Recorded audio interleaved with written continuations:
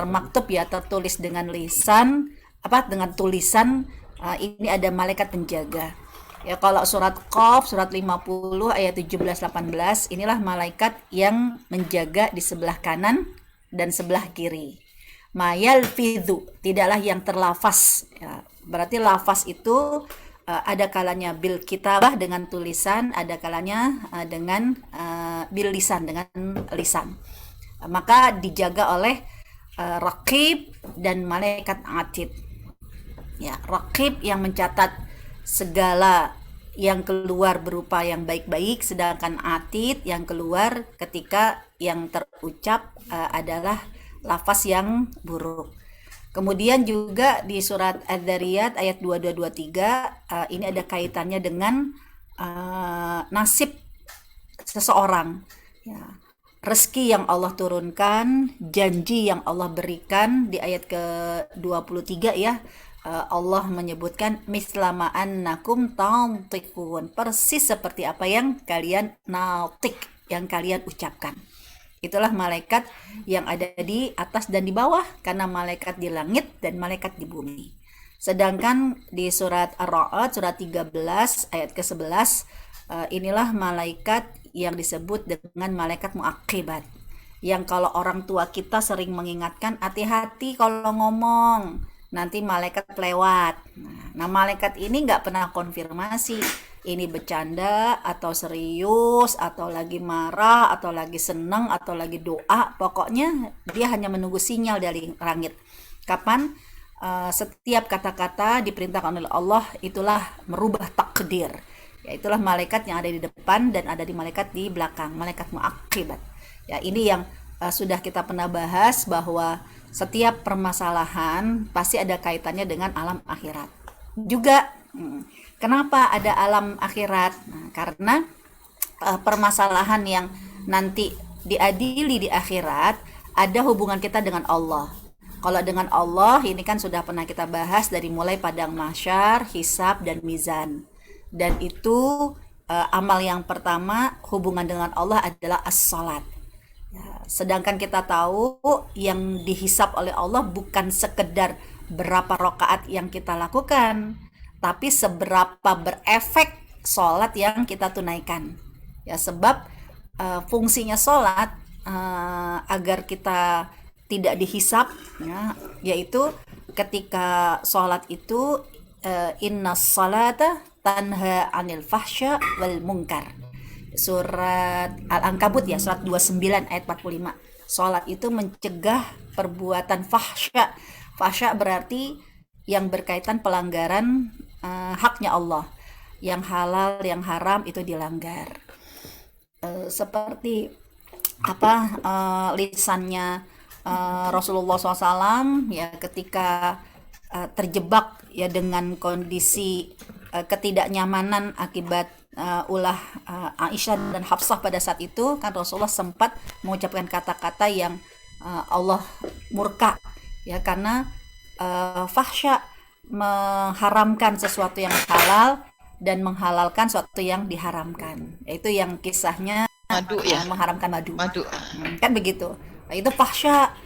Sedangkan innas salata tanha anil fahsya wal munkar. Sedangkan munkar ini berkaitan dengan angkarul ukul, sesuatu yang bertentangan dengan akal manusia, yang sifatnya normatif. Bisa jadi nggak ada di Quran, nggak ada di hadis, tapi secara normatif, adat istiadat, etika itu nggak baik. Nah, inilah yang akan dihisap oleh Allah nanti berkaitan dengan masalah sholat.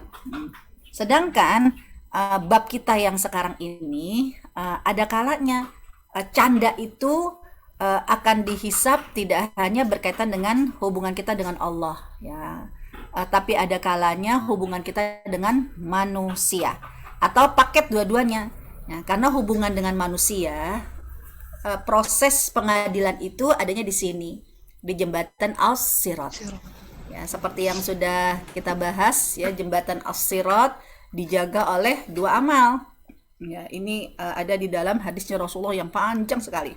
Ya, amal pertama adalah amal amanah. Ya, amal amanah. Ya, banyak amanah-amanah yang Allah berikan kepada kita ya. Lisan ini amanah, hidup ini amanah. Kalau keluarga berarti suami atau istri amanah, anak adalah amanah. Kalau pimpinan berarti ya yang dipimpin dan yang memimpin adalah amanah. Ini kan semua adalah amanah. Nah, jembatan as-sirat dijaga, yang pertama di sebelah kanan adalah amal amanah. Nah, yang kedua di sebelah kiri dijaga oleh amal silaturahim. Karena biasanya nih yang tidak menunaikan amanah ini akan memutuskan silaturahim. Nah, di antaranya bisa jadi dengan lisan kita. Ya Allah menyuruh amanahnya mengucapkan kata-kata yang baik. Nah, ketika keluar kata-kata yang buruk walaupun itu bercanda, tapi candanya nyakitin. Kan gitu. Ya candanya nyakitin.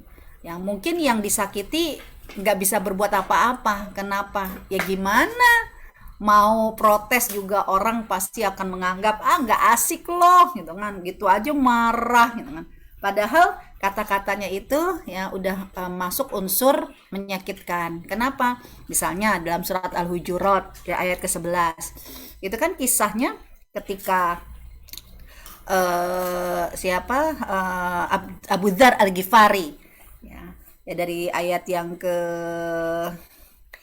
ini ada dua kisah ya, dari mulai pertama tuh kisahnya Abu Dzar Al-Ghifari yang memanggil Bilal dengan panggilan yang tidak disukai, yaitu memanggil Bilal dengan mengatakan ya Sauda, ya Ibnu Sauda, hai hitam, anaknya kulit hitam. Jadi kalau bahasa kita keling gitu kan, anaknya ya ibu yang keling. Itu kan Bilal marah sampai Bilal akhirnya mengambil sendal dan dilempar ke Abu Dzar Al-Ghifari.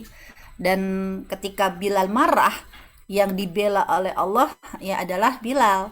Coba kalau di masyarakat kita ya emang dia orangnya keling, emang orangnya gendut, terus dipanggil keling, gendut, terus dia marah, kan bisa jadi yang dibela bukan korban, yang dibela malah para pelaku kan. Lo sadar diri, ya kan? Jangan lo sadar diri. Emang mau dibilang putih apa? Emang dibilang kurus apa kan gitu? Ya kalau hidup lo terlalu tegang, nggak boleh bercanda, nggak asik lo kan kadang malah yang jadi korban, yang dihina malah disuruh lapang dada. Nah, ini sampai Allah Subhanahu Wa Taala kan menurunkan ya surat Al-Hujurat ya, kisahnya Abu Dzar Al-Ghifari dengan Bilal. Nggak boleh ya memanggil dengan panggilan tidak disukai. Ya, atau juga siapa ini kasus juga kan terulang kembali antara istrinya Rasulullah Sofiyah binti Huyai ya dengan Zainab ya, di mana istri-istri Rasulullah itu termasuk Zainab memanggil Sofiyah itu dengan istilahnya perempuan Yahudi kan gitu ya, dia nggak suka ya, walaupun sejujurnya memang dia keturunan Yahudi, tapi dia kan nggak suka ya, dia marah dipanggil dengan panggilan tidak disukai. Dan itulah Rasulullah mengingatkan dengan ayat ini, nggak boleh memanggil dengan panggilan yang tidak disukai, walaupun niatnya bercanda, bisa jadi akhirnya kena delik nih, delik nanti pengadilan Allah karena sholatnya nggak ngefek. Harusnya sholat mencegah kamu perbuatan fahsya dan mencegah kamu perbuatan mungkar. Ini ada dalil kok nggak dipahami tapi malah ditabrak. Dan bisa jadi juga akhirnya dosa dengan manusia ya, gara-gara tidak amanah kan akhirnya menyebabkan terputusnya silaturahim. Ngeri ya, di jembatan as-sirat inilah orang banyak yang bangkrut ya, karena di jembatan as-sirat ini dijaga oleh dua amal dan yang menyebabkan ada tiang di sini ya, tiang di antara jembatan as-sirat antara surga dan neraka. Kalau versinya surat Al-A'raf ayat yang ke-46 sampai 48 ya nama tiang. Kalau versinya hadis Nabi itu disebut dengan Al-Qanatir ya, Al-Qantarah ya.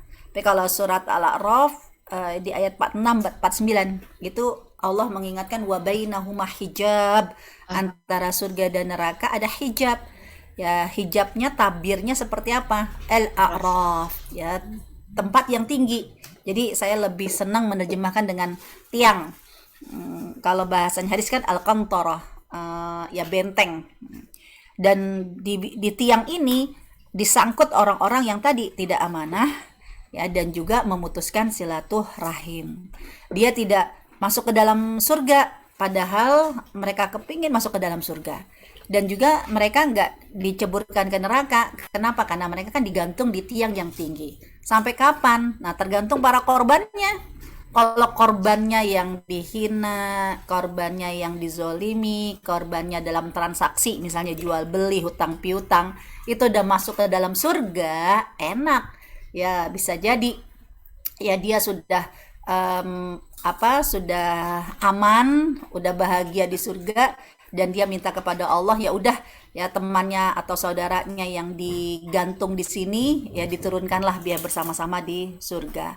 Tapi ngeri kalau ternyata ya korbannya masih ada di neraka, nggak akan dibiarkan. Enak banget ya dia di dunia nyakitin kita, begitu di akhirat dia tidak merasakan panasnya api neraka. Tidak ada emas, nggak ada perak, mau nggak mau dibayarkan dengan ya pahala dan juga dengan dosa. Disinilah yang akhirnya disebut oleh Rasulullah, atadruna mal muflis, tahukah kamu orang yang bangkrut? Mereka yang datang dengan pahala puasa, pahala sholat, pahala zakat, tapi ternyata di dunia mereka punya sangkutan yang belum terselesaikan, punya hubungan dengan manusia yang belum terselesaikan. Dia menzolimi, mengadu domba, mengambil hak orang lain. Nah, ini yang menjadi bahan di setiap materi dalam fikih. Bukan Allah menyuruh kita sekedar ini loh bercanda, tapi inilah orang yang beriman akan sensitif ya, berkaitan semua dengan kembali kepada alam akhirat. Nah, sekarang kalau kita sudah dimulai dengan pembahasan seperti tadi, ya Allah kayaknya mah ngomongin akhirat lagi. Kayaknya hidup ini apa jadi kaku, harus serius, nggak ada canda. Kira-kira kita bisa mati gaya gitu kan kalau di dunia ini tuh nggak ada canda-canda, ya kayak nggak ada bahagianya lah di dunia ini. Dan ini real, pernah terjadi juga di zaman Rasulullah. Itulah para sahabat Abu Bakar. Ya, jadi Abu Bakar dia merasa kalau di depan Rasul, mendengar apa yang disampaikan sama Rasul, kayaknya iman dia tentang Allah, tentang hari akhirat itu kuat deh, mantep. Tapi begitu dia pulang ke rumah, bermain dengan istrinya, bercanda dengan anak-anaknya, ya dengan tertawa, bahagia, dia merasa, loh kok kita kalau jauh sama Rasul malah tawa-tawa, bahagia, nggak inget sama akhirat. Jangan-jangan inilah disebut dengan orang munafik. Sampai Abu Bakar menangis, dia menganggap diri sebagai orang munafik. Karena di depan Rasul doang dia nangis ingat akhirat. Tapi kalau balik ke keluarganya, bercanda dengan keluarganya, anak istrinya, kok kayaknya nggak ingat akhirat. Abu Bakar merasa dirinya munafik. Sampai akhirnya dia datang kepada Rasulullah SAW, dan apa kata Rasulullah? Nggak seperti itu. Ya, artinya batasannya adalah selama kamu ingat sama Allah, mana yang baik, mana yang buruk, mana yang fahsya, mana yang mungkar. Selama itu yang menjadi batasan hidup kamu, ya maka dimanapun kamu berada, suka duka, tawa canda, itu juga bisa berkaitan dengan masalah ibadah. Ya, untuk itulah akhirnya, oh berarti Islam ini nggak kaku-kaku banget. Ya karena ya hidup ini perlu hiburan. Dan itulah akhirnya nasihatnya Rasulullah kepada Abu Bakar, ya hiburlah hatimu, hidupmu saatan-saatan. Jadi jangan kaku, tapi kamu perlu menghibur dengan saatan-saatan. Nah, ada kalanya canda ini ya menjadi bagian dari hiburan. Suami bercanda dengan istri, orang tua bercanda dengan anak. Ini kan bagian dari hiburan. Ya, karena kalau kayaknya tegang, ya keluarganya ustadz, keluarganya ustazah, kayaknya yang keluar adalah ayat-ayat, ya Allah kapan ketawanya gitu kan, ingat akhirat aja, ya Allah ya kan, bisa-bisa mati gaya semua orang nggak mau jadi ustadz atau ustazah kan gitu kan, karena udah seperti dalam penjara nggak boleh lagi ada tawa dan canda, ya. Tidak, kata Rasulullah, ya kamu harus menghibur dengan saatan-saatan. Juga Rasulullah SAW juga menjadikan canda ini bagian dari nasihat. Jadi nasihatnya ada yang berat, ya, nasihatnya ada yang ringan. Nah, misalnya apa? Nasihat kepada pengantin. Lah kasihan kalau pengantin udah bahagia-bahagia, udah mau happy-happy, diberikan nasihat dengan nasihat yang berat. Ya bahwa nanti tanggung jawab kamu. Itu kan bisa jadi ya dia makin tegang menunggu hari demi hari aja udah tegang. Ya ditambah dengan nasihat-nasihat yang berat. Ini nasihat yang ringan, yaitu ketika Rasulullah SAW kan kedatangan seorang sahabat. Dia bahagia menyampaikan inilah istilahnya kabar gembira dan kondangan lah, ya. Jadi menyampaikan hajatnya dia kalau besok dia mau menikah. Rasulullah ngelihat dia dengan senyum, merekah, bahagia. Rasulullah nanya, apakah kamu sudah melihat calon istrimu? Ternyata apa kata sahabat ini? Belum. Ya Allah, dia belum melihat calon istrinya aja. Ya, setiap pengantin tuh udah berbunga-bunga. Nah, Rasul menasihati dengan nasihat yang ringan. Ada hak setiap pengantin itu kan dengan ta'aruf. Harus ta'aruf dulu. Nah, itulah Rasulullah menasihati dengan nasihat yang ringan. Apa kata Rasulullah? Ketahuilah sesungguhnya di mata wanita Madinah itu ada putih-putihnya. Ya, jadi ada sesuatu di mata wanita Madinah. Sebelum kamu memutuskan untuk besok menikah, lihat dulu. Nah, itu kan akhirnya ya dia merasa, waduh, di mata calon istri saya ada apanya gitu kan, ada putih-putihnya, dia ngebayanginnya kan udah segala macem. Akhirnya dia datang ke rumah calon istri, dia minta izin untuk bertemu dengan calon istri. Dipandanglah wajah si calon istri ini, dilihat matanya, kok nggak ada apa-apanya. Dia merasa, ya Allah, ini dikerjain kali sama Rasul gitu kan, kok Rasul bercandanya kayak begini. Ternyata apa kata Rasulullah? Ya begitu dia datang, Rasulullah tidak pernah menjadikan ini sebuah kebohongan, ya. Karena Rasulullah ingin menasehatinya, yang namanya pernikahan ada proses, dan pemuda ini belum menjalani proses yang ditetapkan, yaitu apa? Harus ada ta'aruf dulu, kenal bobotnya, bibitnya, bebetnya, kenal fisiknya. Tapi Rasulullah mengajarkan dengan cara bercanda, dan itu pun tidak bohong. Ketika dia sudah melihat wajah, bagaimana menurut engkau? Ya Rasulullah, nggak ada apa-apa dengan matanya, artinya ya baik-baik aja. Ya kok kata Rasul ada putih-putihnya? Lah kan semua mata manusia pasti ada putih-putihnya. Emangnya mata kucing kan gitu kan. Jadi ini canda ya, tapi canda yang ringan untuk menasehati. Juga ya Rasulullah SAW menggunakan kata-kata ya di saat edukasi politik, ya saat menegangkan. Ya ini kan waktu Rasulullah SAW hijrah. Ya kita melihat kok kayaknya bercandanya Rasulullah bohong kayak begitu, ngasih jawabannya di saat tegang kok bisa-bisanya gitu, ngasih jawaban yang aneh, yang dianggap ya, jawaban gak serius, jawaban canda. Ya ketika dikejar ya oleh orang-orang kafir Quraisy kan, karena kepalanya Rasulullah dihargai dengan mahkota dari Kisra. Saat itulah Rasulullah SAW mencari jalan memutar, dan akhirnya bertemu dengan salah seorang yang mau menunjuki jalan.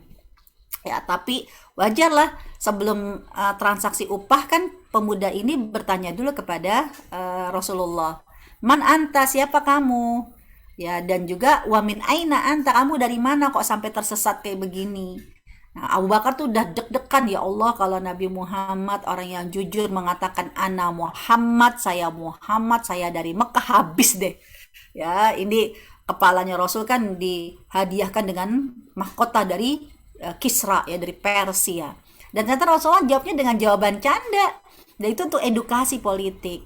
Apa jawaban Rasulullah ketika ditanya siapa kamu? Ya, siapa namamu? Rasulullah mengatakan, "Ana Abdullah." Saya Abdullah. Ya, kemudian dari mana kamu? "Ana minal ma." Saya dari kota air. Itu Abu Bakar diam aja deh. Nggak mungkin Nabi Muhammad berkata dusta. Tapi apa maksud dibalik jawaban yang diplomasi seperti ini? Nah, ternyata ketika ditanya Abdullah, ya kan semua orang hamba Allah. Terus ditanya kenapa kamu berasal dari kota air, nah, Rasulullah ngasih jawaban, kan semua manusia ya hanya Nabi Adam dan Nabi Isa yang diciptakan dari tanah, sedangkan semua manusia mimmani yumna, dari air yang ya air mani. Jadi Rasulullah menyebutkan dia dari kota air, ya, bukan maksudnya kota air yang ada di sekitar Jazirah Arab, tapi kota air adalah mani. Nah, kalau orang berpikir kan, ya Allah, lagi serius-serius kayak begini, jawabannya nggak serius banget sih, ya jawabannya bercanda banget. Nah, ternyata Rasul ada kalanya bercanda ini untuk hal-hal yang sifatnya edukasi politik, bercanda pun yang sifatnya hiburan, juga bercanda pun yang sifatnya nasihat dan ringan. Nah, dari sinilah akhirnya ya, akan menjadi pola hukum. Ya, apa hukumnya bercanda? Ya, hukum bercanda ada yang mubah, ya seperti halnya makan. Ya, makan itu kan dia mubah-mubah aja. Dia menjadi haram kalau kondisinya satu, zatnya diharamkan. Ya, atau waktunya yang diharamkan ketika Ramadan. Nah, ada kalanya ya sifatnya jadi sunnah. Ya, ketika dia mengikuti Rasulullah SAW, ya kayak mubah apa, misalnya kayak Rasulullah kan awalnya mencairkan suasana, jangan tegang-tegang banget, tapi ternyata yang mubah-mubah ini bisa meningkat menjadi sunnah ketika itu ada sunnahnya Rasulullah Shallallahu Alaihi Wasallam, ya, dan akhirnya apa, bisa meningkat menjadi sunnah, ya, dan apapun yang dilakukan oleh Rasulullah kan menjadi sunnah. Yang tadi mencairkan suasana, yang contohnya adalah jawaban Rasul kepada pengantin, ini menjadi sunnah. Ya, juga jawaban Rasulullah kepada seorang nenek yang dia telat masuk Islam, lalu dia minta kepada Rasulullah dengan serius, "Ya Rasulullah, doakan aku masuk surga." Rasulullah jawabnya kan nggak serius, jawabannya bercanda. Kan kita bilang nggak serius itu canda. Apa kata Rasulullah? Di surga nggak ada nenek-nenek. Dia menangis sedih ya kan, karena dia merasa terlambat. Dan Rasulullah SAW menyebutkan kalau memang nanti di akhirat itu wanita-wanita yang beriman dia akan menjadi innalil muttaqina mafazah hadaika wa anaba wa kawaibah atsroba. Kan dia menjadi wanita-wanita yang sebaya, yang istilahnya montok-montok. Kan begitu. Jadi kalau dalam tafsir surat An-Naba wa kawaiba atsroba, gadis-gadis yang montok, ya, itu adalah wanita-wanita surga, wanita-wanita bumi yang masuk surga, yang kategori montoknya itu untuk mengukur usianya yang sebaya itu berapa, yaitu montok-montoknya patokannya apa? As-suda, payudara. Itu yang nggak montok gimana tuh Ustaz? Masuk surga. Ya itu kan kalau udah masuk, kalau jadi penghuni surga. Nih nenek-nenek kan udah nggak montok, tapi kalau dia menjadi calon penghuni surga, begitu nanti di kuburan, itulah masanya ya dia masuk ke salon kan gitu kan. Jadi nyalonnya itu jadi kuburan. Maka nanti begitu dibangkitkan di akhirat, ya si kakek akan pangling gitu kan. Kenapa? Karena wajahnya sama, nggak mungkin wajahnya beda. Kalau wajahnya beda, bagaimana kita saling berkenalan? Ya, tapi dipercantik oleh Allah. Dan wanita-wanita yang masuk ke dalam surga, wa kawang ibadat seroba, ya dia diciptakan oleh Allah dengan bentuk fisik yang ideal, yaitu gadis-gadis yang montok. Dan patokan montoknya bukan bokong. Kalau bokong mah biasanya emak-emak. Tapi patokan montoknya itu adalah as-suda. Ini bentuk tafsir ya, as-suda, ya payudara. Nah, itu jawaban yang sifatnya edukasi menjadi sunnah Rasul ketika memang pernah dicontohkan oleh Rasulullah SAW. Tapi hati-hati, gara-gara yang mubah, candanya bisa terjebak kepada yang haram. Pada yang haram. Dan itulah ya yang pernah terjadi ketika Abu Dzar Al-Ghifari memanggil memanggil Bilal dengan panggilan Hai Keling, anaknya budak Keling, Ai Sauda ibnu Sauda. Nah, ini jatuhnya haram karena sudah turun ayat untuk diharamkan. Wala yashar qaumun min qaum, nggak boleh menghina. Wala tanabazu bil alqab, nggak boleh memanggil dengan panggilan yang tidak disukai. Atau juga ketika istri-istrinya Rasul, Zainab, kemudian juga siapa diceritakan itu Yahudi. Itu Rasulullah marah sekali. Dan akhirnya Rasulullah SAW mengingatkan, ya, jadi kalau sudah masuk kategori zalim, dusta, dan mencela, ini berarti masuk kategori yang haram. Kategorinya ini. Sekarang ya, kalau memang akhirnya dia menjadi hal yang sunnah, yang awalnya adalah mubah tapi dia menjadi sunnah, kalau begitu pastilah Islam akan memberikan adab-adabnya. Apa adab bercanda? Ya, adab bercanda pertama, bercandanya tidak boleh berkaitan dengan masalah syariat. Ya, bercanda masalah agama, nggak boleh. Ayat Quran dijadikan bercanda itu nggak boleh. Kayak contoh, ini kalau yang bukan soal syariat bisa jadikan updating ya. Contohnya macam-macam. Kalau di zaman Rasul kan pasti orang kafir. Nah, kalau di zaman kita ini ya hati-hati, bercandanya nggak boleh bercanda syariat. Saya pernah agak keras saya tegur ketika waktu itu lagi membahas amalan-amalan yang digugurkan oleh Allah Subhanahu wa taala. Jadi apa sih yang menyebabkan amalan itu digugurkan? Salah satunya adalah beramal karena kesombongan. Dan itu dalam surat Al-A'raf disebutkan ayat yang ke-40 ya. Innal ladzina kadzdzabu biayatina wastakbaru anha. Orang-orang yang mendustakan ayat-ayat Allah. Dia nggak ingat ya sama kaidah-kaidah syariat yang ditetapkan.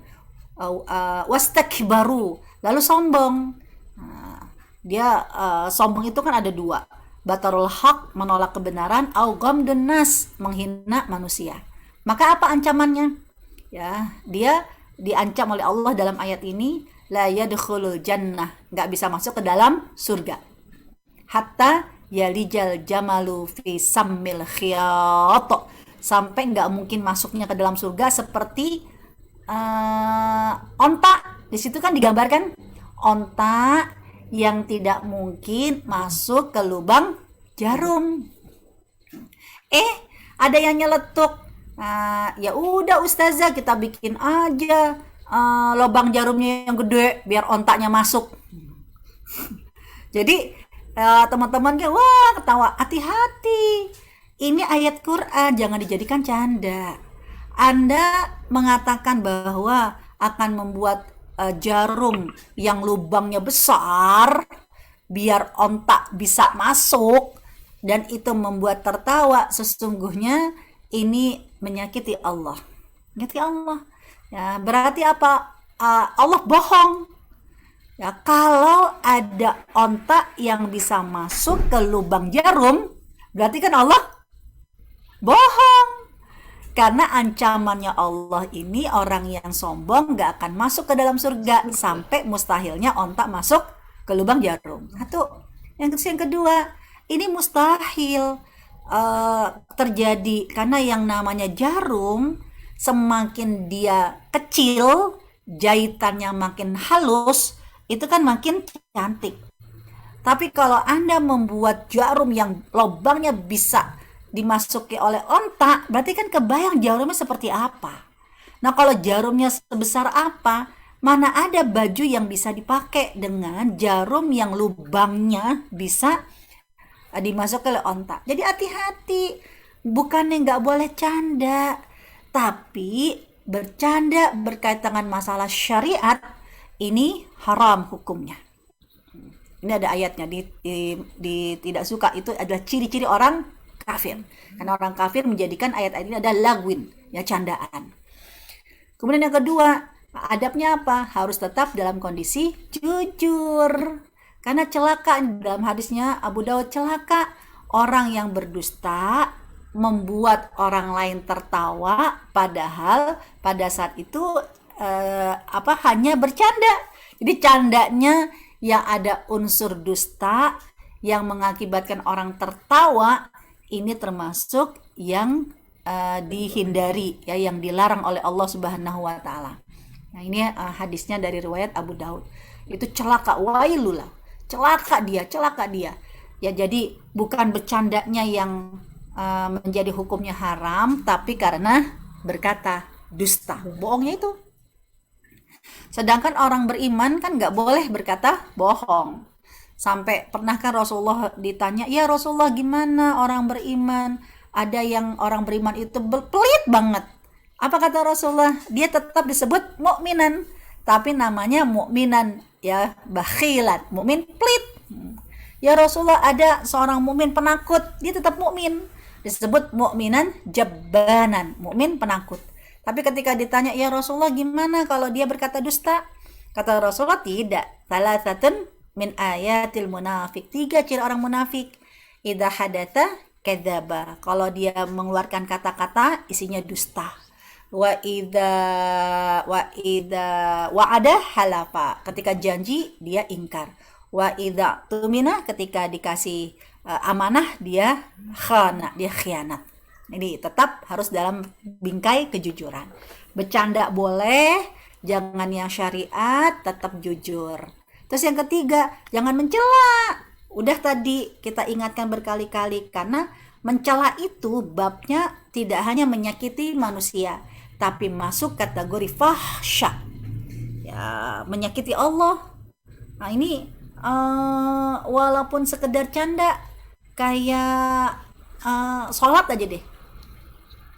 Habis salam, ya kita langsung mengeluarkan kata-kata yang mungkin bercanda, tapi nyakitin. Ini langsung sholatnya dianggap nggak ngefek. Misalnya apa? Ya sekarang, kalau sekarang sih mungkin sholatnya nggak berjarak ya, karena pandemi kan. Nah, besok insya Allah kalau sudah selesai COVID-19, ya udah selesai pandemi, sholatnya udah mulai nih rapet-rapet. Kan dulu seringkali sholat itu kan merapatkan. Kalau saya lebih seneng yang dirapatkan jangan kaki. Ya, karena kalau kaki yang dirapatkan, badan orang lebarnya dengan kaki itu kan ada kalanya jauh. Ya badannya lebar, ya kaki segitu. Nah kalau yang dirapatkan adalah kaki, kasihan kalau dua-duanya gendut. Ya itu kan agak repot itu, ya kan. Nah kalau saya lebih senang yang dirapatkan itu adalah punggung, jangan kaki. Apa ya punggung ini ya? Pundak-pundak ya. Nah, ya pokoknya lengan kanan itu aja yang dirapatin. Ya sebab apa? Kalau kita makin terlalu rapet, kasihan kalau nggak dikasih spek untuk duduk tahiyat akhir. Nah jangan sampai ada saudara kita, dia mungkin badannya sehat ya, gemuk, sujud akhirnya panjang. Kenapa? Mungkin lagi berdoa sama Allah biar Allah berikan badan yang langsing, kan nggak apa-apa, haknya dia. Ya, dia sujudnya lama biar dikasih sehat, biar dikasih badan yang langsing. Otomatis kan kalau sujudnya lama, tempat dia untuk duduk at-tahiyat kan udah dipakai sama orang kanan kiri. Begitu dia bangun dari sujudnya, dia mau duduk tahiyat akhir, bisa jadi tuh badannya yang besar akhirnya menduduki kaki temennya. Kan gitu kan? Bangunnya telat berarti kan duduknya ya, dia nggak bisa tahiyat akhir, nyeplos kan. Kalau nyeplos kan bisa jadi, mohon maaf, bokongnya dia kan bisa nginjek kaki temennya kan. Nah, hati-hati, jangan sampai yang kedudukan lupa kalau adab bercanda jangan sampai mengeluarkan kata-kata yang buruk, yang menyakiti orang lain. Ya misalnya begitu salam, astagfirullahaladzim, makanya tuh bokong, kecilin dikit, ya kan? Gede banget sih, makanya jadi makan tempat. Judulnya sih bercanda. Tapi kan bisa jadi, ya Allah, tadi sujud terakhir dia doa biar kurus, ya begitu duduk, ya udah dihina oleh orang lain. Nah ini adabnya tidak tepat. Ya juga hindari menggibah. Ya jadi canda tapi babnya adalah menggibah. Ya kalau teman-teman baca surat Al-Hujurat ayat 12, ini kan kisahnya dua wanita yang sedang menggunjing ya di bulan Ramadan. Jadi asbabun nuzul, sebab kisah turunnya ayat ini ya ketika Rasulullah Shallallahu Alaihi Wasallam mendapatkan laporan kedatangan orang untuk minta dispensasi kepada Rasul karena ada dua wanita yang nyaris mati. Ya, jadi udah sakit yang amat sangat, itu nyaris mati. Ya, jadi dia mau muntah tapi nggak bisa muntah. Nah itu kan kalau kita ngerasain kita udah mual, kita udah enek, ya kita pengen muntah nggak bisa muntah. Itu kan panas dingin. Nah sahabat datang kepada Rasul, maksudnya minta dispensasi agar dua wanita yang nyaris mati ini diberi dispensasi boleh membatalkan puasanya karena kondisi sedang sakit. Tapi apa yang terjadi?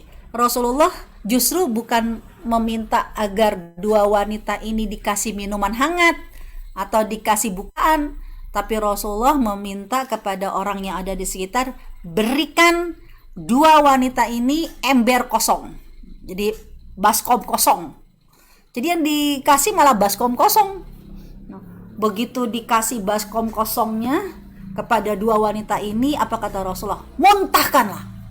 Langsung muntahlah wanita ini sampai keluar potongan daging, darah, ya nanah itu keluar. Ya pantas lah kayak mau mati, orang enaknya kayak begitu.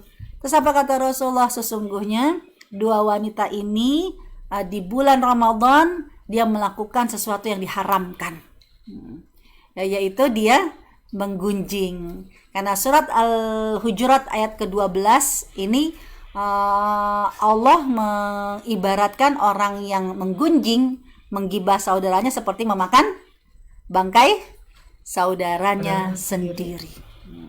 Itu sampai dia diminta untuk keluarkanlah, itu dia mengeluarkan semua isi muntahnya adalah potongan darah, daging, dan ini menyebabkan dia langsung ditunjukkan oleh Allah Subhanahu Wa Taala. Jadi perumpamaan seperti memakan bangkai saudara sendiri ini sudah pernah ditunjukkan oleh Rasulullah Shallallahu Alaihi Wasallam karena dia menggunjing di waktu di bulan Ramadan.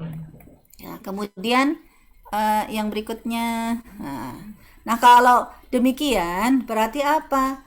Kita juga ngeri, jangan sampai canda-canda justru akhirnya menjadi sebuah kenyataan. Syukur-syukur candanya ini baik, akhirnya menjadi kenyataan yang mungkin kita pernah baca di dalam Al-Quran. Ya, ini hati-hati, candanya suami kepada istri bisa jadi kenyataan. Yaitu ketika suami bercanda dengan ucapan talak. Udah kita cerai aja. Udah sana, ya kan, kamu pulang aja ke rumah ibumu. Udahlah, daripada kayak begini kita canda aja ya, kita jomblo aja ya. Nah, ini bercanda dengan ucapan talak ini bisa menjadi hukum yang benar-benar menjadi menjadi talak. Karena yang namanya talak, cerai, gak boleh dijadikan canda. Karena talak jatuh ketika kondisinya sadar. Mau dia bercanda, mau dia serius, ya, tapi ketika dia mengucapkan kata talak dengan kesadaran, maka jatuhnya talak. Sekali mengucapkan satu kali berarti disebut dengan talak satu. eh, sebelum 3 bulan rujuk silahkan tanpa perlu ada saksi.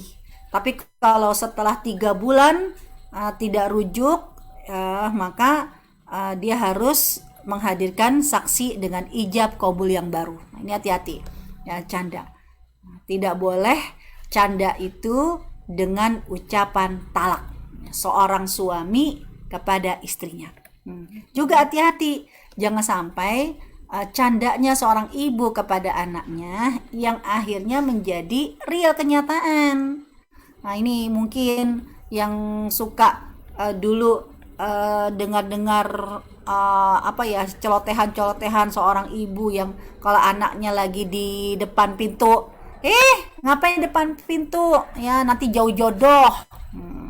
Mungkin maksudnya sih biar nggak sempit, tapi hati-hati ya, walaupun ngomongnya canda ya, ini sindiran. Ketika ucapannya adalah seorang ibu kepada anaknya, ya Allah Subhanahu wa taala, ridho Allah di atas ridho orang tua. Karena sebenarnya Allah tuh sayang banget sama seorang ibu. Karena bisa jadi sudah positive thinking, ibu ini akan keluar kata-kata yang baik-baik untuk anaknya. Dilalah kok si ibu nggak ngerti, dia malah mengucapkan kata-kata walaupun cuma bercanda ya, menyindir, tapi kok nyindirnya ya nyindir yang nggak baik. Nah, ini bisa jadi jomblo beneran. Ini hati-hati, jangan sampai seperti itu. Nah, ini udah tadi. Nah, sekarang yang harus kita ingatkan bahwa benar lidah itu tidak bertulang. Ya, kita bisa ngucapin apa saja karena lidah tidak bertulang. Tapi hati, apakah kita akan memilih ya kata-kata ini atau tidak memilih dengan kata-kata yang itu? Nah, hati yang harus tetap dijaga untuk selalu tetap tenang dan lapang. Karena hati kita inilah yang akan menentukan pilihan. Ya, Rasulullah SAW menyuruh kita biasakanlah segala sesuatu itu dengan hati nurani. Apa kata Rasul? Ifta biqalbak, mintalah fatwa kepada hatimu. Sampai ini kan pesannya Rasulullah kepada Mu'adz bin Jabal. Gimana caranya minta fatwa kepada hatimu? Kalau kamu berhadapan dengan sesuatu, pegang aja dadamu. Kalau dadamu berdebar, berarti perbuatan tersebut ditolak oleh nurani. Da' ma yaribuka ila ma la yaribuk. Tinggalkan yang meragukan kamu, kerjakan yang membuat kamu yakin. Tapi kalau kamu ingin melakukan sesuatu kok hati kamu tenang, berarti perbuatan tersebut didukung oleh nuranimu. Nah, tapi hati yang bisa kayak begini nih, yang bisa diberikan jawaban fatwa adalah hati yang nggak konslet. Kalau hati yang konslet, error. Nah, contohnya apa? Saya pernah menanamkan ini ke waktu saya ngajar di salah satu kelas ya di kampus. Saya bilang ya, segala sesuatu bisa jadi orang tua jauh dari kalian, tapi sesungguhnya doa-doa orang tua itu akan menjaga kalian. Di antaranya adalah kita menjaga kejernihan hati ya dalam berinteraksi dengan teman, memilih teman ya, apakah ini teman baik atau enggak baik, memilih kos-kosan, apakah kos ini baik atau enggak baik, memilih apapun deh ya, biasakan dengan hati kita. Kalau hati kita tenang, berarti insya Allah perbuatan tersebut baik. Tapi kalau hati kita deg deg deg deg deg deg, berarti Allah memberikan semacam ilham, ada something wrong, ada yang salah. Itu yang saya tanamkan. Saya dibalikin ketika satu hari saya bikin soal di papan tulis. Saya minta ke salah satu dari siswa ya untuk maju. Ayo kamu tulis, maju, kerjakan yang ada di papan tulis. Ya. Ternyata itu anak nggak maju-maju. Saya tanya, kenapa kamu nggak maju? Kan ibu yang nyuruh, peganglah dadamu. Bu, dada saya deg-degan. Berarti perbuatan ini ditolak oleh nurani. Jangan dikerjakan. Astagfirullahaladzim. Terus sekarang ibu mau tanya, kalau pas mau ujian, kalian udah nyiapin contekan. Kira-kira ketika ujian dimulai, kalian mau nyontek, kalian pegang dada nggak? Deg-degan nggak? Baca bismillah, Bu. Kalau nggak baca bismillah nanti ketahuan, Bu. Astagfirullah. Berbuat maksiat pakai baca bismillah lagi ya, dan tenang, nggak deg-degan. Ya, tapi ketika berbuat baik ini malah deg-degan. Tandanya hatinya error, konslet. Ya, hati yang seperti ini tidak bisa mendampingi untuk memberikan fatwa. Jadi rekan-rekan sekalian, jagalah hati kita, karena hati inilah yang akan mendampingi kita terus ya dalam memilih kata-kata, membiasakan diri berteman, karena bisa jadi canda yang baik atau enggak baik itu tergantung pengaruh dari teman. Nah, moga-moga Allah Subhanahu wa taala akan selalu menjaga hati kita, melindungi kita, jangan sampai tanpa kita sadari kita kejebak mengeluarkan kata-kata yang bisa jadi menyakiti orang lain. Wallahu a'lam bishawab. Dari saya cukup sekian. Assalamualaikum warahmatullahi wabarakatuh. Waalaikumsalam warahmatullahi wabarakatuh. Halo, suara saya kecil ya? Tes, Ya, saya kembalikan ke Bu Media ya. suara saya jelas nggak, Bu? Jelas. Jelas ya? Jelas. Ya, jazakallah khair Ibu atas sharing tausiahnya hari ini. Insya Allah bisa menjadikan untuk kita melihat kembali gimana kita bersosialisasi dengan teman-teman. Mudah-mudahan jadi panduan kita dalam kehidupan kita sehari-hari, insya Allah. Baik, kita buka dengan sesi tanya jawab. Silakan yang mau bertanya. Kalau nggak ada, saya mau nanya dulu. Ibu, halo, dengar nggak? Ibu, oke. Ini Bu. Saya sengaja mute biar nggak. Oh, nggak echo ya? Oke, boleh. Jadi gini Bu, sekarang ini kan tadi kan topiknya fikih canda. Canda itu kan sekarang kata Ibu tadi itu nggak cuma face to face ya, kita juga canda dengan WhatsApp sekarang gitu ya. Nah sekarang misalnya gini, kadang-kadang kita kan kirim stiker nih Bu. Misalnya stiker, contoh simpel nih, yang pernah saya terima, stiker Donald Trump, ya, yang kan Donald Trump itu diidentikan dengan rambutnya misalnya. Nah, terus kan itu udah stikernya yang meme gitulah, yang bikin orang jadi ketawa gitu. Misalnya saya posting stiker itu ke grup, terus kan grup pada ketawa nih. Apakah nanti di hari akhir tuh bisa, kan saya nggak kenal Donald Trump ya, apakah saya juga bisa jadi ini sama dia nanti gitu loh? Atau hal yang lain, pokoknya misalnya kayak stiker atau apa dalam sosial media gitu yang kita sharing yang bikin orang ketawa, tapi sebenarnya tuh kayak ngejek orang itu gitu, ngejek yang stiker itu gitu. Iya. Ya. Jadi ketika kita bercanda, ada kalanya kan dengan bercanda virtual. Nah, cara virtual itu kan dengan stiker-stiker. Nah, ini jauh sebelum kita membicarakan tentang alam akhirat, di dunia aja jangan sampai terjerat undang-undang ya ITE itu. Ya, ini kan karikatur yang dianggap berkaitan dengan SARA, karikatur yang sudah mulai dianggap menghina orang lain, ini kan nanti bisa kena delik.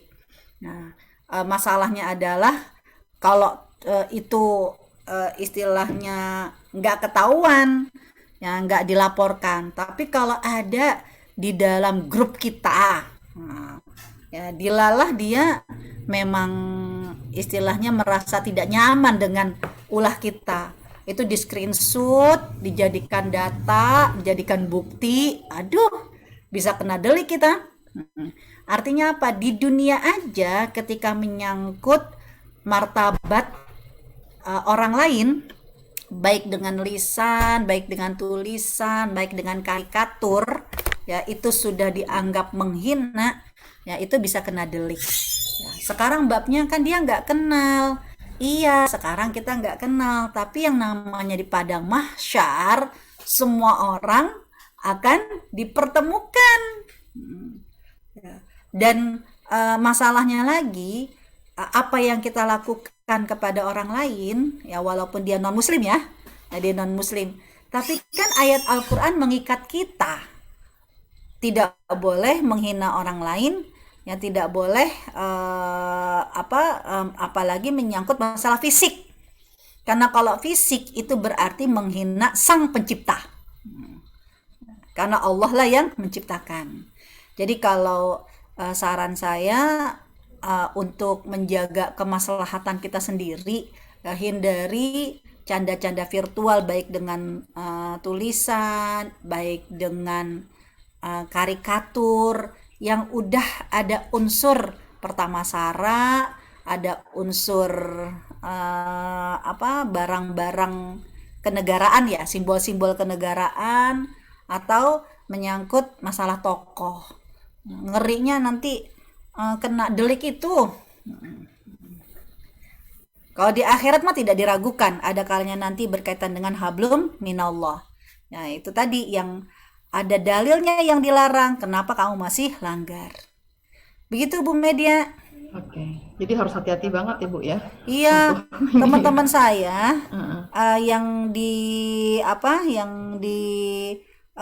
ya saya anggap teman lah ya, walaupun dia belum tentu kenal saya kan gitu kan, karena artinya ustadz atau ustazah di Indonesia ini ya banyak yang kejebak kan gara-gara ini, ya gara-gara di medsos dengan mungkin sekedar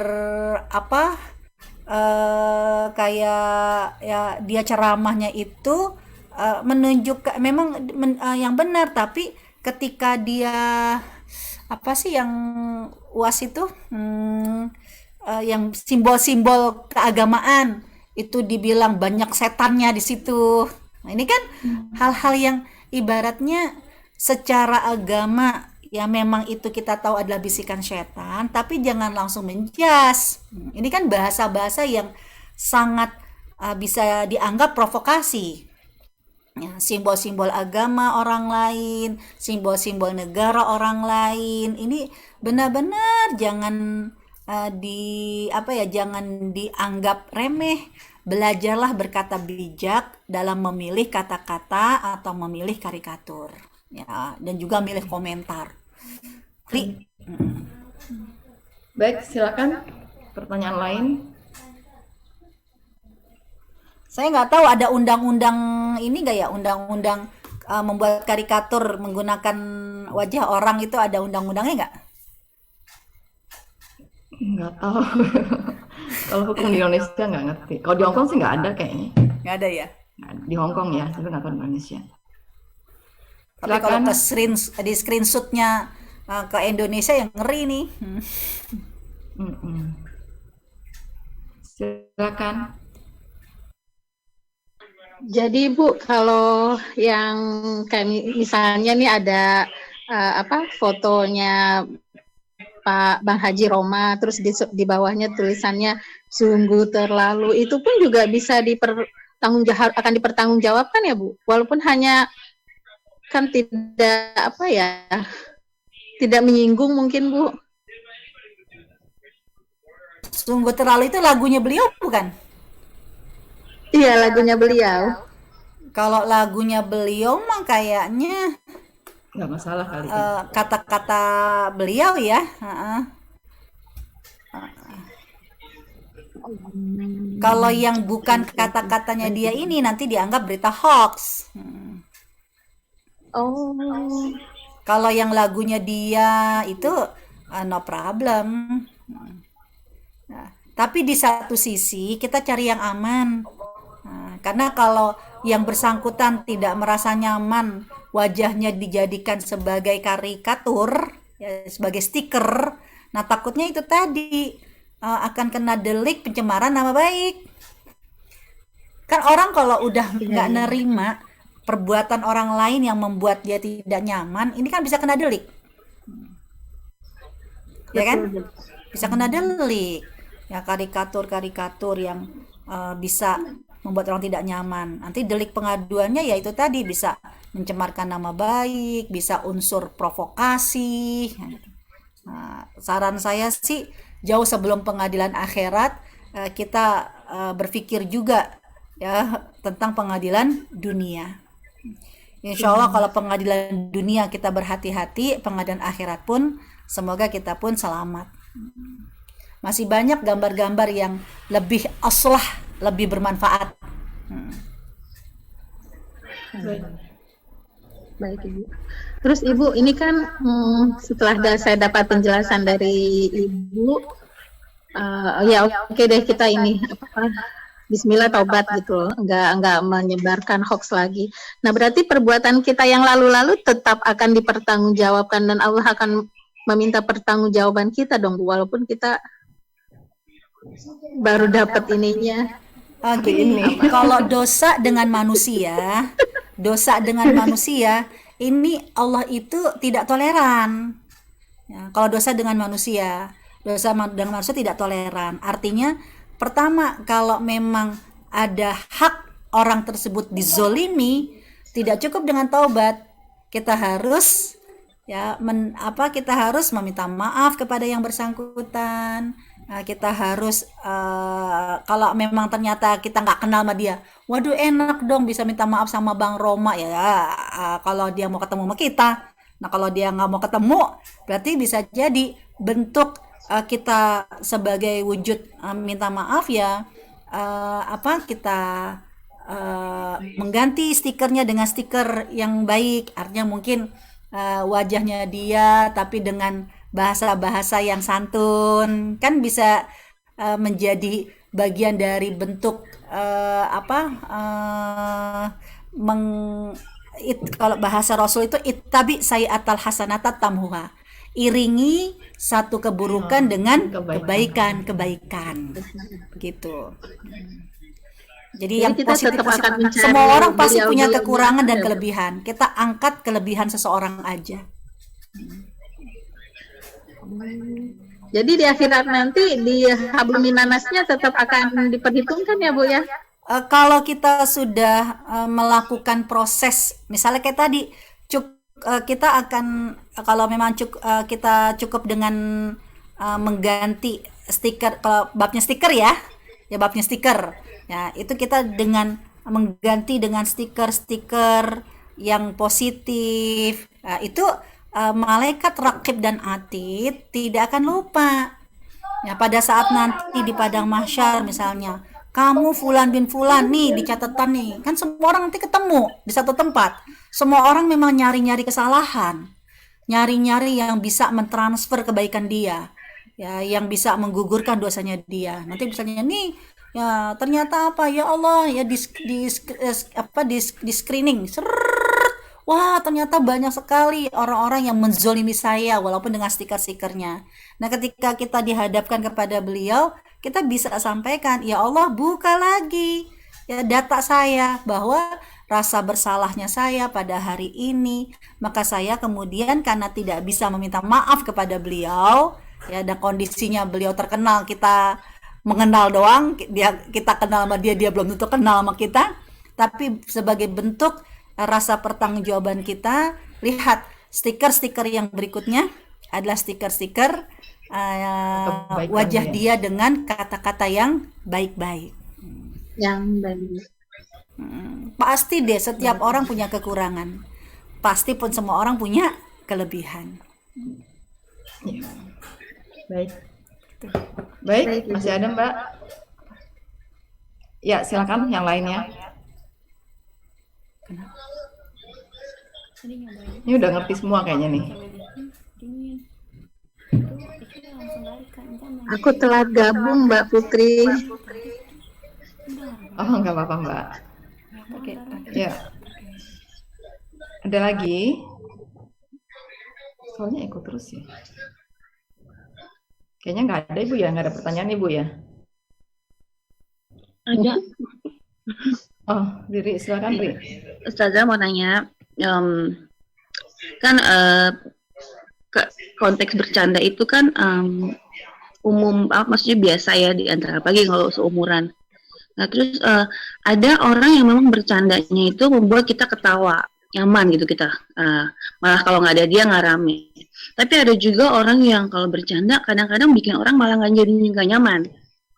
Nah, itu tuh sebenarnya gimana sih Ustazah? Jadi apakah itu berkaitan sama ibadah orang tersebut atau lingkungannya yang bikin seperti itu atau gimana ya?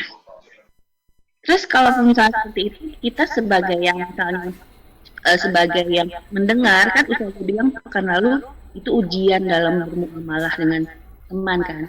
Jadi kita ya udah biarin aja gitu ya. Sabar aja, nggak perlu di kasih tahu apa gimana gitu. Menurut Ustazah gimana? Ya, jadi orang ketika membuat yang lain tidak nyaman, pasti ada sebab akibatnya. Pasti ada sebabnya. Kenapa bercandanya dia tidak nyaman? Nah, bisa jadi objek yang dia jadikan canda itu menyakiti, ya, atau momen yang dia dia gunakan untuk bercanda itu tidak tepat. Nah, ini kan macam-macam. Nah, bisa jadi tujuan dia tuh baik. Nah, bisa jadi nih tujuan dia baik, tapi dia belum belajar bagaimana melihat suasana. Sensitifnya itu belum. Nah, sekarang jika memang babnya adalah objek yang dijadikan candaan itu adalah kata-kata yang menyakitkan atau kata-kata yang menimbulkan perpecahan seperti misalnya prasangka buruk, berarti udah ketahuan nih, ketebak kalau dia dalam bercanda ini yang salah adalah objek yang digunakan untuk candaan. Tetap kita harus memberikan informasi kepada dia, ya, karena kasihan kalau memang dia niatnya baik. Nah, sekali dikasih tahu, 2 kali dikasih tahu, 3 kali baru emang karakter, emang kebangetan kan begitu kan. Itu emang kebangetan. Lain halnya kalau orang yang emang udah nawaitu ingin mengeruhkan suasana, beda.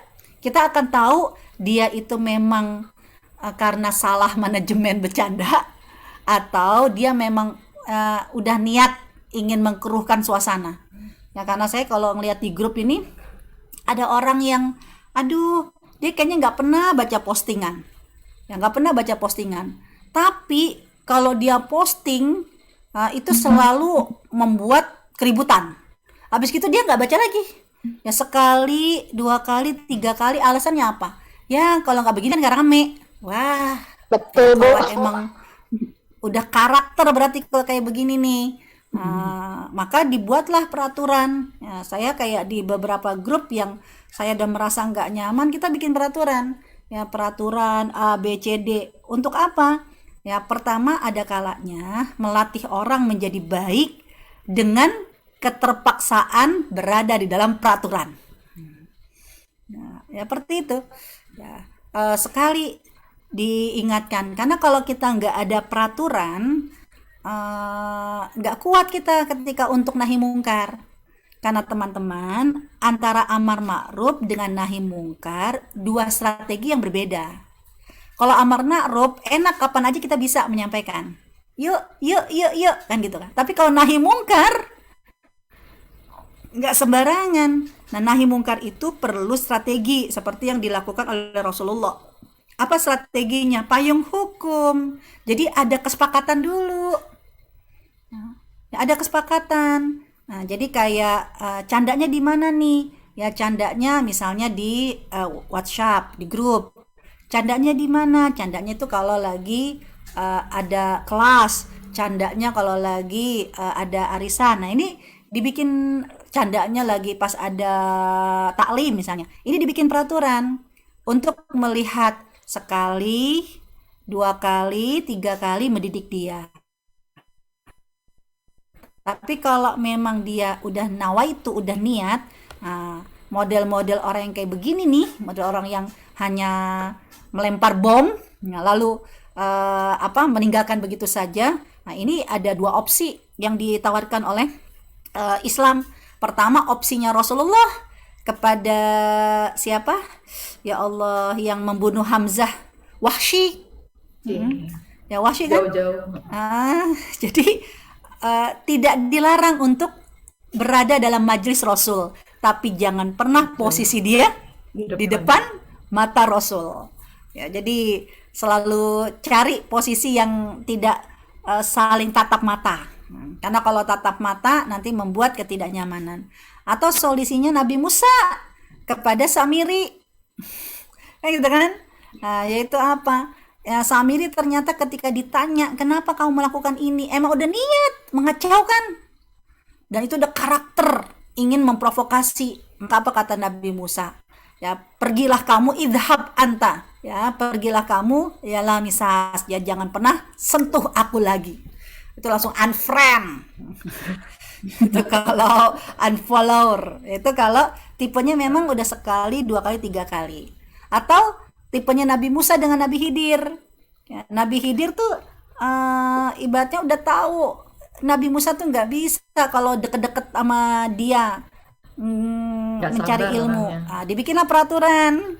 Ya, 1, 2, 3, ternyata kamu masih tidak ikut dengan peraturan baru. Ya, hada firaku baini wa bainak. Inilah ya perpisahan antara aku dengan kamu. Nah, jadi Mbak Riri lihat apakah dia melakukan ini karena sengaja atau karena memang ketidakketahuan. Kalau memang ketidakketahuan, kenapa kita tidak berpikir bismillah, moga-moga kita ketika berubah dia menjadi baik, ini kan bernilai sebuah kebaikan. Nah, sekarang lihat posisinya dia. Ada bercandanya itu di WhatsApp, di grup medsos, atau di apa ya, ketika bertemunya tuh di dalam kondisi apa, kita bikin peraturan. Nah, ya, kalau sekali kita bikin peraturan, dia khilaf diingatkan, 2 kali diingatkan, nah 3 kali dengan sendirinya. Begitu Mbak Riri, mungkin secara garis besar lah yang bisa saya sampaikan. Iya, makasih Ustazah. Boleh nambahin dikit nggak Ustazah? Iya, iya. Berhubungan dengan payung hukum ya, nahi mungkar. Berarti Habib Rizik itu ini ya apa? Karena kan dia kayaknya nggak pakai payung hukum tuh, bertindak sendiri nahi mungkarnya. Melanggar peraturan dong. Bentar. Rizik Kenapa? kan nahi mungkar tuh dengan FPI-nya. Terus Itu tapi kan dia bukan dalam kapasitas sebagai pemerintah kan. Maksudnya jadi kalau kita lihat di luar ada unsur apapun ya, di luar ada unsur apapun, kita lihat sebuah organisasi di sebuah negara, jika ingin langgeng ikuti dasar yang ada di dalam pemerintah tersebut. Misalnya apa? Karena di dalam pemerintah di Indonesia ya, itu sudah ditetapkan dasar negara adalah Pancasila. Kan begitu kan? Iya. Suka atau tidak suka, ketika menyebutkan dasar Pancasila, dasar negara Pancasila, ini menjadi pengikat hukum.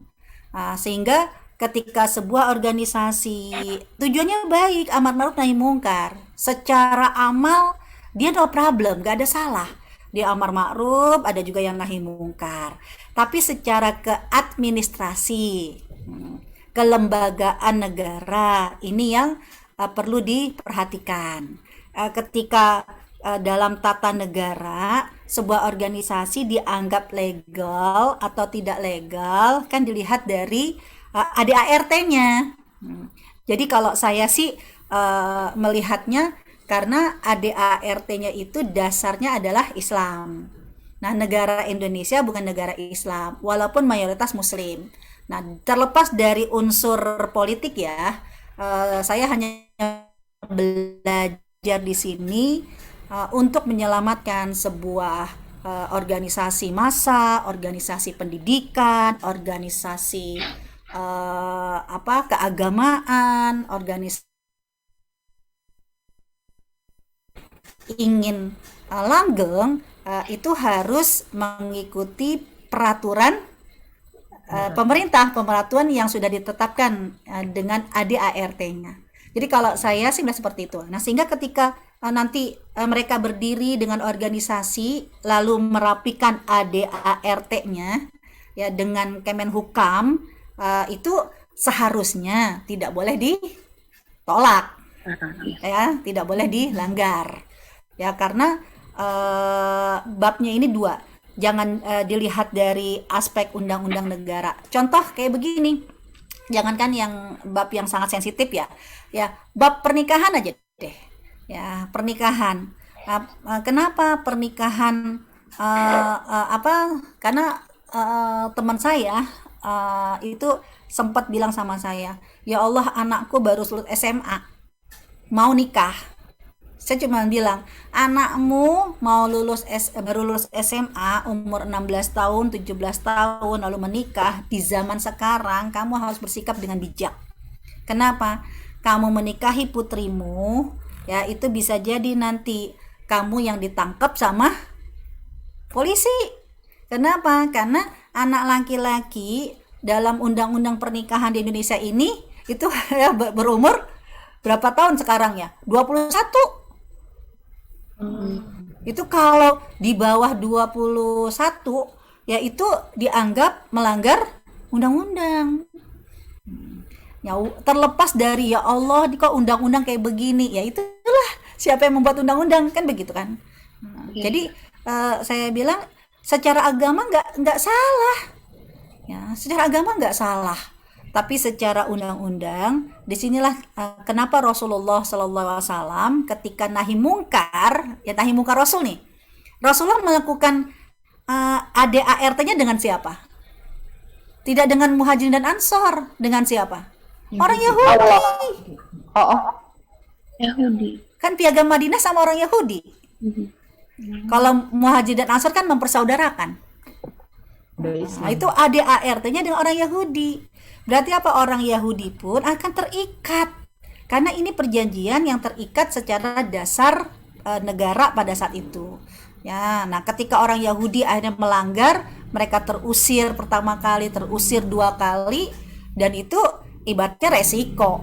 Karena memang inilah kesepakatan dalam bertata negara. Jadi kalau saya ngelihatnya begitu, Mbak Riri. Jadi dari pelajaran di sini saya jadi belajar bagaimana membuat proposal pun, yang membuat proposal nih, proposal kegiatan masjid contohnya, itu membuatnya itu dibuat dengan dasar hukum, tidak hanya Al-Quran, tapi juga filosofisnya adalah dengan memakai undang-undang. Nah, ini belajar sebagai ketatanegaraan ya, untuk menjadikan bahwa organisasi kita, lembaga pendidikan kita ini lembaga yang memang legal. Oke. Begitu Mbak Riri. Baik, Ustazah, jazakallah khair. Wa'alaikum. Baik, terima kasih Ri. Ada lagi yang lainnya pertanyaan? Tanya dong, Ustazah. Oke, silakan Liva.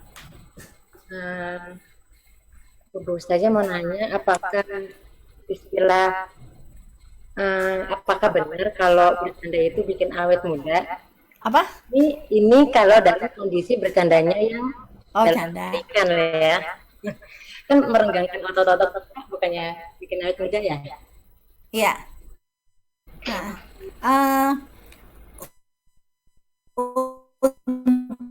untuk berkaitan dengan masalah manfaat menjadi sumber untuk dijadikan perkembangan ilmu pengetahuan, kan begitu ya. Kenapa? Karena Rasulullah sendiri yang mengatakan tabassumuka fi wajhi akhika sedekah, senyummu untuk saudaramu adalah sedekah.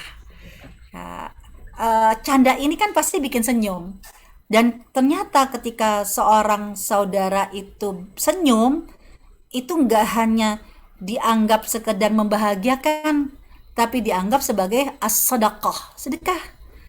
Dan akhirnya kalau saya tidak khilaf ya, karena waktu saya tahun berapa ya? Tahun 93. Saya cuma ingat judul bukunya aja. 20 orang yang masuk Islam. Itu rata-rata para ilmuwan, orang-orang Eropa. Ya, bukunya dulu kalau nggak salah tuh warna biru ya. Nah, itu 20 orang yang masuk Islam ya, itu adalah orang-orang para ilmuwan. Di antaranya seorang ilmuwan yang meneliti tentang senyum ini. Jadi kalau tadi Mbak Liva canda ini bikin muda ya karena canda yang bikin senyum. Nah, karena si ilmuwan ini dia sampai meneliti senyum, kenapa kok di Islam senyum itu dianggap sedekah? Sedekah berarti kan berbagi kepada orang lain dan dilipat gandakan sangat banyak. Ya itu sampai dia bikin dia buat cermin ya, dimanapun kapanpun kalau dia nengok cermin itu dia senyum, pokoknya kapan lihat cermin dia senyum. Itu penelitian berapa lama gitu, dan akhirnya dia menemukan bahwa kenapa dibilang sedekah, kenapa dibilang akhirnya awet muda ya, yaitu karena kebahagiaan. Dia bertemu dengan siapapun ya, orang itu happy. Nah, bukankah orang yang selalu bahagia, tidak suntuk, ini akan menjadikan otot-ototnya itu lebih kencang. Nah, apa banyak otot-otot yang bisa kencang ya kan dengan canda dan senyum yang seperti apa ya kan, senyum yang lepas, senyum yang mingsem kan gitu kan, beda-beda. Nah, itu bisa terbuka buat penelitian. Begitu. Wallahu a'lam. Terima kasih Bu Ustazah. Mau bikin penelitian Mbak Liva? Karena terlalu berat itu. Wah, itu bisa jadi jariah itu. Oke. Makasih Mbak Liva. Ada lagi pertanyaan terakhir sebelum kita tutup? Oke, silakan Puput. Mau tanya, jadi Ustazah, solusinya apabila kita bercanda gitu ya. Terus ketika bercanda itu ternyata nggak sengaja nyindir, tapi kita nggak tahu nih. Nah, itu solusinya kita apakah nanti akhir bercanda itu kita minta maaf kalau misalnya ada salah yang sengaja maupun tidak sengaja, atau kita langsung minta maaf ke orang yang tidak sengaja tersindir gitu. Nah, padahal kita nggak tahu nih, ketika dikasih tahu sama teman, ternyata dia di channel lo nyindir orang lo, gitu. Itu gimana? Nyindirnya lihat manfaatnya. Kalau nyindirnya berefek kepada kebaikan, itulah bagian dari dakwah, kan gitu kan. Tapi kalau nyindirnya berefek kepada perselisihan, pertikaian, nah ini yang perlu dicari tahu. Jadi sih kalau menurut saya bukan bab nyindirnya ya, tapi ini berkaitan dengan sindiran yang positif atau sindiran yang negatif. Karena sindiran bagian dari salah satu cara berdakwah, menyindir. Kan di Al-Quran ini banyak sindiran-sindiran. Ya, di Al-Quran tuh banyak sekali ayat-ayat yang menyindir. Afala ta'qilun, itu kan nyindir, apakah kamu nggak berakal? Jadi sih saya melihatnya jangan bab dia kesindir tuh, bagus kalau kesindirnya akhirnya menjadi nilai positif. Jadi begitu sih. Siapa tadi, Mbak Puput ya? Puput. Ya, aduh, iya. Terima kasih. Sama-sama. Baik, sebelum ditutup, pertanyaan terakhir. Kayak dari tadi terakhir belum deh, Mbak Met. Iya. Udah jam 4 soalnya. Baik, kalau nggak ada lagi kita tutup aja Ibu. Oh enggak. Jazakillah khair untuk ilmunya, semoga jadi introspeksi ya buat kita semua. Amin. Hati-hati dalam bercanda dan mudah-mudahan tidak ada amal kita tergerus di yaumil akhir kelak gitu ya. Tapi jangan jadi nggak bercanda, kering nanti hidup ini. Garing banget gitu kalau nggak bercanda benar. Iya. Soalnya Rasulullah juga senang bercanda sebenarnya Bu ya. Maksudnya bercandanya juga ini gitu menyenangkan buat para sahabat gitu ya. Iya. Baik. Oke. Kita tutup Ibu dengan doa dan tutup majelis, doa tutup majelis. Subhanaka wa bihamdika asyhadu an la ilaha illa anta astaghfiruka wa atubu ilaik. Jazakillah khair Ibu. Untuk Selasa depan kebetulan kita ada tablik akbar. Libur kan? Jadi Ibu nanti saya kontak lagi yang Selasa Next yang akan datang. ini. Ya, saya insya Allah sudah lihat jadwalnya. Barakallah. Ya, semoga taklim besok diberikan kebaikan buat teman-teman. Amin amin. Taklim umum kan? Iya. Kita ketemu insya Allah di Selasa yang berikutnya. depannya. Saya bisa pamit ya, Bu Met. Silakan Ibu. Nah, yuk, assalamualaikum. Waalaikumsalam warahmatullahi wabarakatuh. Wabarakatuh. Ibu-ibu besok yang Selasa depan itu nanti kita kirim ininya flyernya, boleh di sharing ya ke siapa aja. Welcome. Berarti tinggal 2 kali pertemuan lagi ya Bu Imet ya? Iya. Izin pamit. Ya nanti kita Jazakillah. Pamit Terima kasih. Oke. Assalamualaikum semuanya. warahmatullahi wabarakatuh. Salam warahmatullahi wabarakatuh. Waalaikumsalam.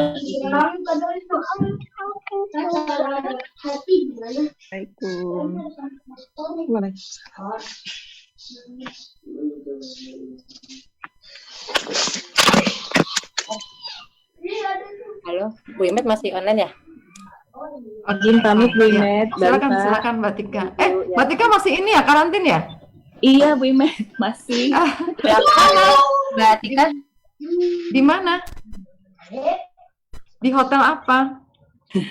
Bu Imet Tika di quarantine camp. Oh, sakit. Kena positif. Enggak, kemarin ayah